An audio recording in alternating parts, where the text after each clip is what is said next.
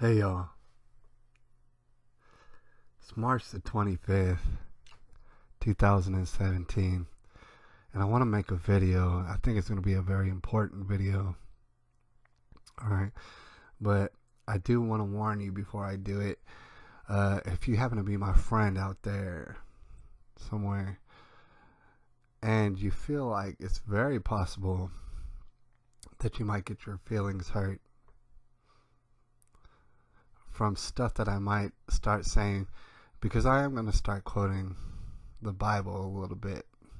And if you feel like that might make you uncomfortable, know that, I'd rather you just turn off the video, alright? And just hang tight with me and stuff. You're going to find that I'm going to make more and more sense as time goes on. And you might not be ready for what I'm about to say.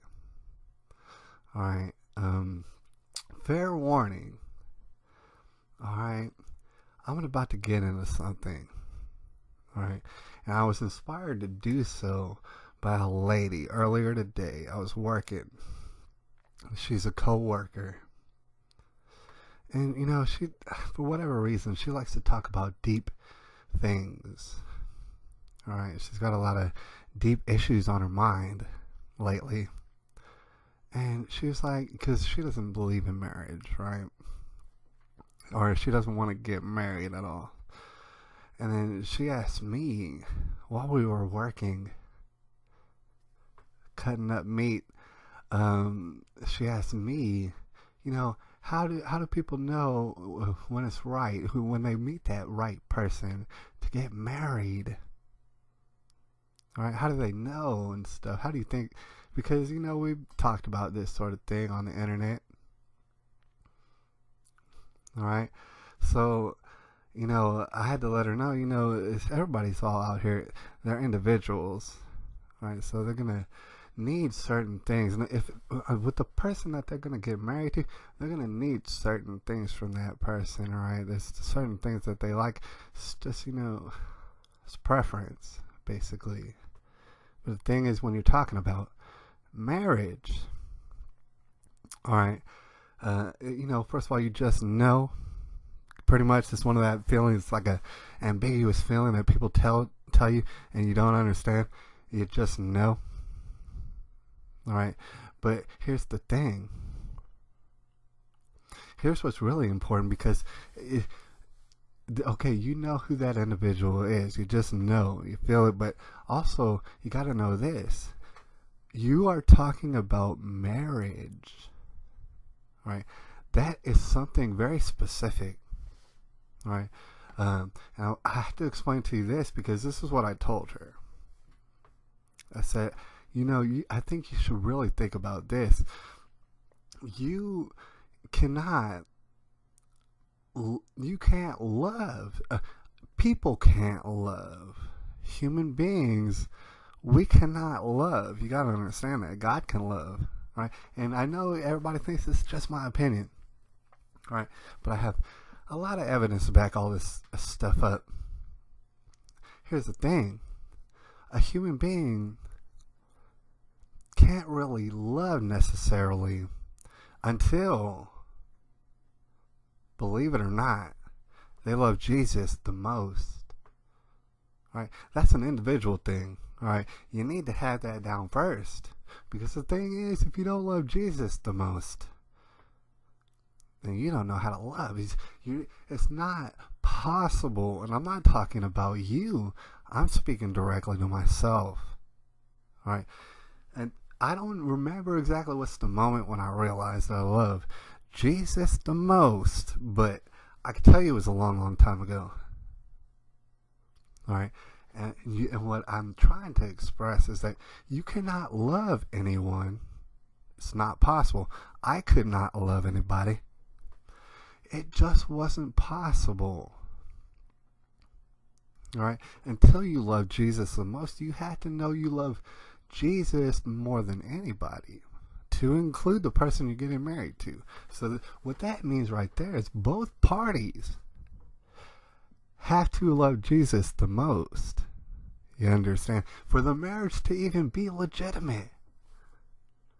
that is the qualifications. This is what I was telling her.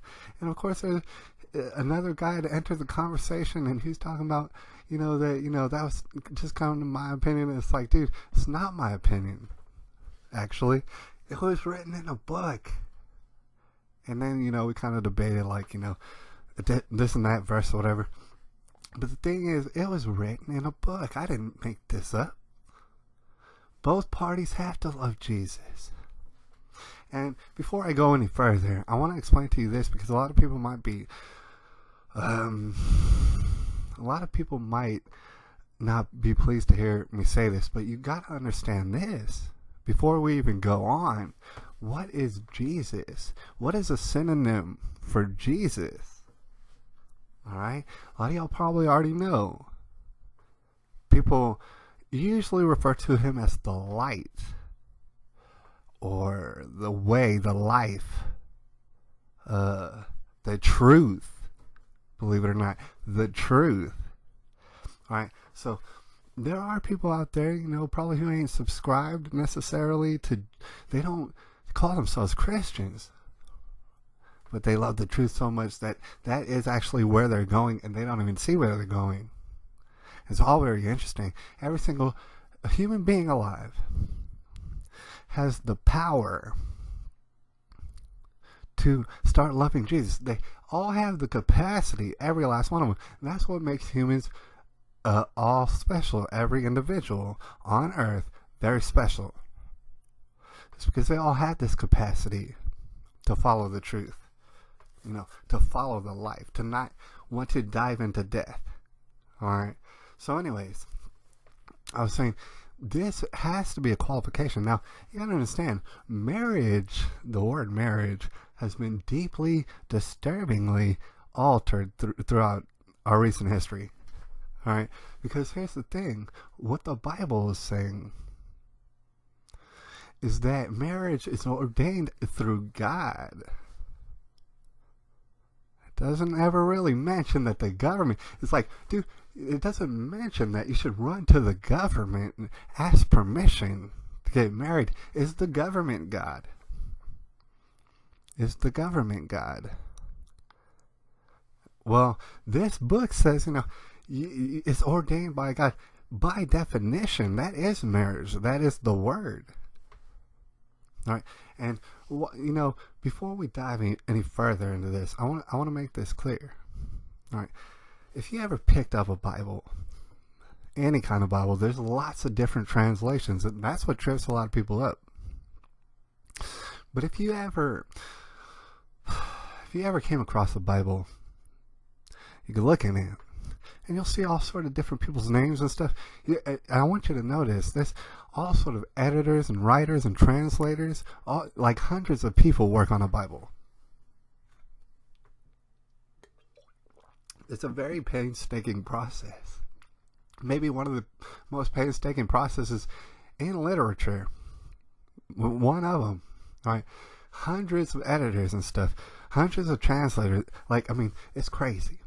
Right, but it's painstaking, and the thing is, it's worth it, and that's why people do it. That's why they've been doing it for centuries. Right, and people trip on the fact that there are different translations to the Bible. They trip on that, and they say, well, then how do we know which one's the good one? There's no way of knowing, and there can't no way that be the Word of God. That's what they'll say. And debate, right? But the thing is, it's a painstaking process. So many people had to collaborate in order to keep it as accurate as possible. And with that being the case, you'll find that Bibles basically are all they're pretty much ballpark the same exact message over and over, right? And so that is the Word of God. If it can reach you in any sort of version that makes sense, that actually follows the direction of the Bible in an accurate enough sense, then you can read it and you can learn from it, and it's crazy. But God ordained marriage. The government did not. And so marriage has become a very ambiguous word. when you think about it.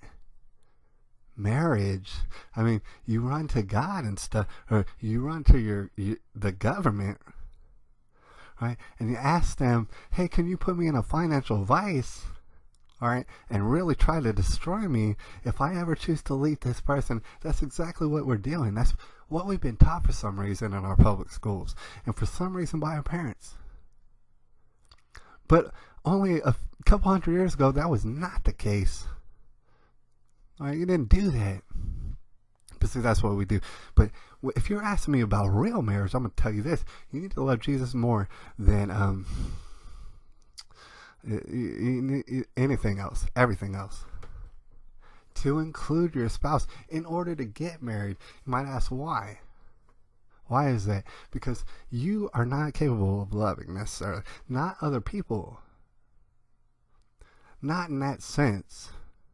Not capable of it. Until Jesus at the tippy top. Until the truth is high up on your priorities. And the light.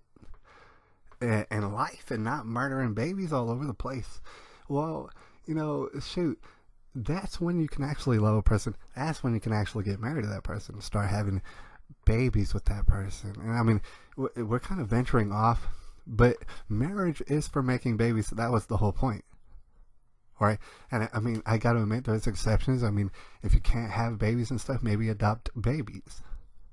And that's the reason for marriage, right? But let's not venture too far off. Like I said, the Bible, a very painstaking process, and you'll find out that you know, they're so closely related, and pretty much all the verses, at least most of the verses, so you can understand that there is a message, and you gotta follow that message, right? In order to do marriage. I mean, here's the thing: you can be any kind of human being you want to do, and I have no problem with it. Regardless, right? You could be with whoever kind of adult person you want to be with. So go for it. It doesn't make sense that you're calling it marriage, because marriage is this, what was talked about in the Bible. And yeah, clearly it says only in a man and a woman. And all these verses agree. It's like in every book you look in, regardless, for some reason they all agree it's between a man and a woman. This is not my opinion. It's written in the book, and I didn't write that book. Right? It made the rules for marriage. And I'm sorry about that. I'm sorry about that. Y'all could still be together, and I have no problem with that. But it's like, and y'all could call it marriage if you want. And I still don't have no problem with that. I honestly don't think it's a smart idea you run to the government. I don't care what adult person you want to get married to. I would not suggest running to the government and signing all sort of papers, putting you in a financial testicle ball grip, a vice grip on your balls and your vaginas. Financially speaking, I wouldn't advise you to do that regardless of who you are. But, I mean, if you're going to ask me my opinion, I'm just going to tell you. I can't not tell you. If you're asking my opinion, well, my opinion is actually based on this book, and it's not my opinion. I didn't make it up. All right, and I'd like to point out something before we get out of here. I think this is definitely the most important verse that I could share with you right now. All right, because like I said, you have to love Jesus the most. All right, let me just read this out to you real quick. Hold on. Let me find out which verse it is. It's Matthew 10:37. This is a book that was edited by all sort of people, and very carefully, and they all seem to agree that on Matthew 10:37 it says this: anyone who loves their father or mother more than me is not worthy of me. All right, so anyone who loves their son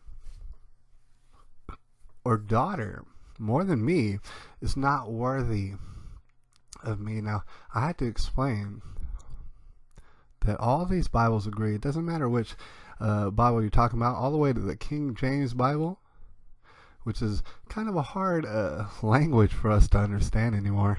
But anyways, all these Bibles agree.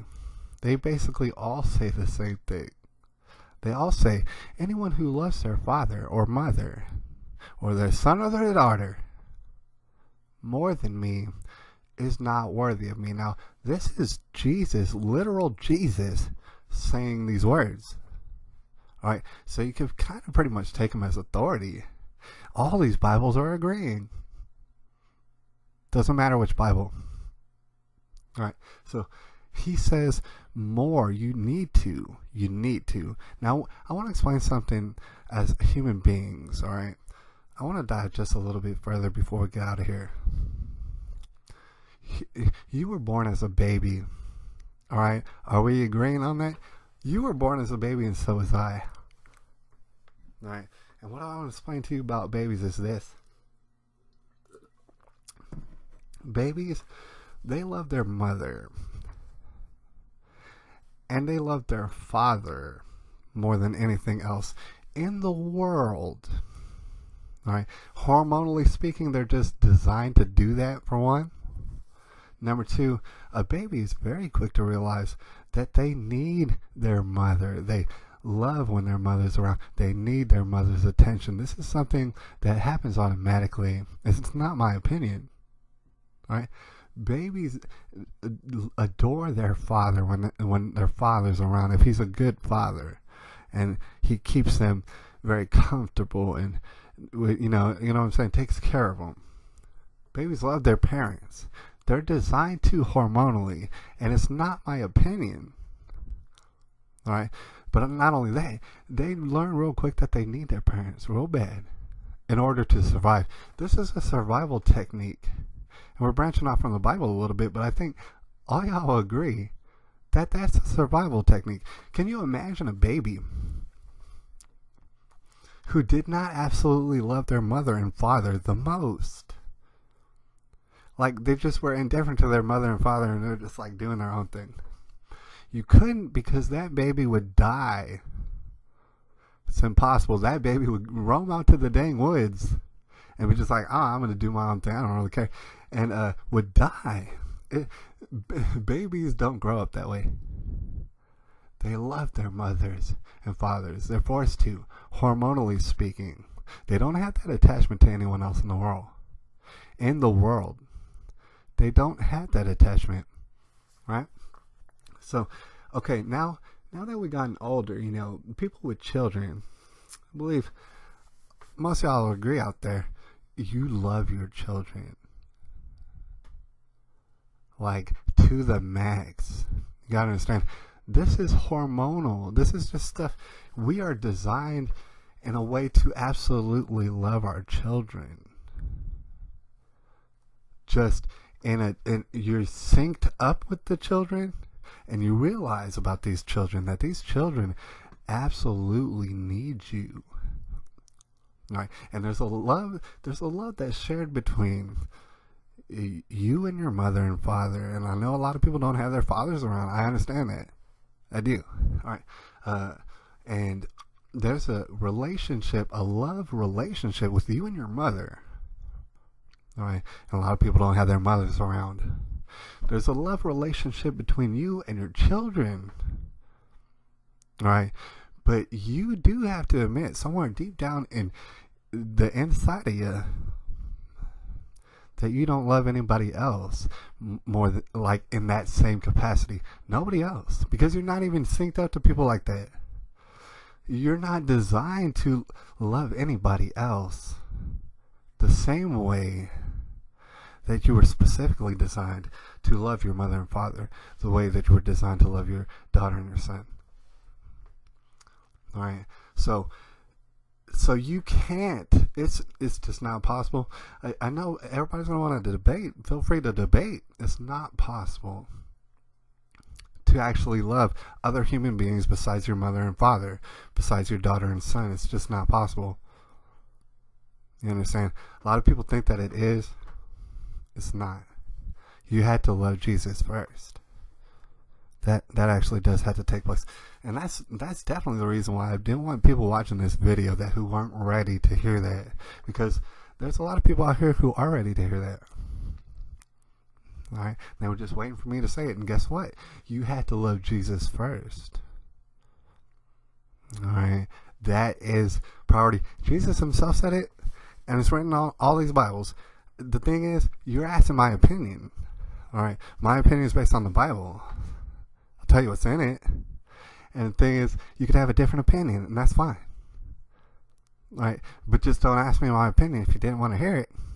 Thing is, you gotta love Jesus first, and you gotta love him the most, or else the marriage that you have is not even a marriage, and I'm sorry about that. You know, and like I said, there's many synonyms for Jesus. I mean, if you love the truth, and the truth is at the tippy top of your priorities, like I said, believe it or not, you're loving Jesus even without knowing it. And so you would understand, obviously, that marriage is between a man and a woman, because, you know, that just makes sense, because marriage is about making babies. You can't make babies any other way. Isn't it all so simple? We like to keep it simple on this channel. All these books agree. All right, here's the thing about it. This is what Jesus said. I'm going to close like this. He said, you are not worthy of me. And he says it in all these Bibles. He says this. He says, you're not worthy of me. If you do buy into this book, if that's what you do, Jesus said, you're not coming to heaven. That's what Jesus said. All right. Debate me if I'm wrong. And please tell me if I'm wrong. All right. But Jesus said the words, you are not worthy of me. Basically, I'm going to have to turn my back on you a little bit. That would kind of imply you're not going to enter the kingdom. He's basically saying not entering the kingdom. And I know this is harsh, but the thing is, Jesus died on the cross, and there's a whole bunch of reasons why Jesus is saying very harsh things. He says, you're not worthy of me. He does need you to love him the most. The reason is because that will unlock your unlimited, unconditional love for a person who is not your mother and father or son or daughter. All right. You need to do it, because here's the thing. Why would you ever get married? If the act of you getting married would pretty much tell Jesus that you love someone more than Jesus, and he already said, don't love anybody more than me. And the act of marriage itself was like telling Jesus, I love somebody more. I love this man or this lady more. I love my wife, or I love my husband just a little bit more than you, Jesus. He ain't gonna like that. And so it's like, why would you want to enter into a relationship, a marriage, a binding that would bind you to hell, because it wouldn't be heaven? Right? You follow where I'm going? This is just, like I said, it's my opinion, but it's based off this book, and all these books agree. Why in the world would you get married to anybody? Why would you love anybody then? If your marriage, it doesn't matter how happy your marriage is, by the way, it's like, it's still going to send you to hell, according to this book. And they all agree. And that's where my opinion comes from. All right, so how do you know who to get married to? Well, you better ask Jesus, because he'll tell you. He'll tell you who to get married to. All right, anyways, gosh, I think I'm going to end this up right here. All right, and I hope that I know I was rambling, but I hope that you get where it is I'm coming from when I tell you, if you ever ask. You know, who gets married? How do they get married? How do they know how to get married? I'll let you know. It's written in this book, Matthew 10:37. All right. Anyways, I'll holler at y'all. It's the tribulation. It's March the 25th, 2017.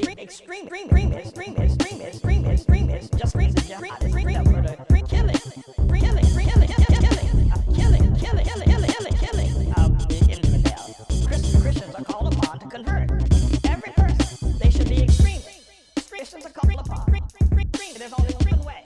own stream way, and that's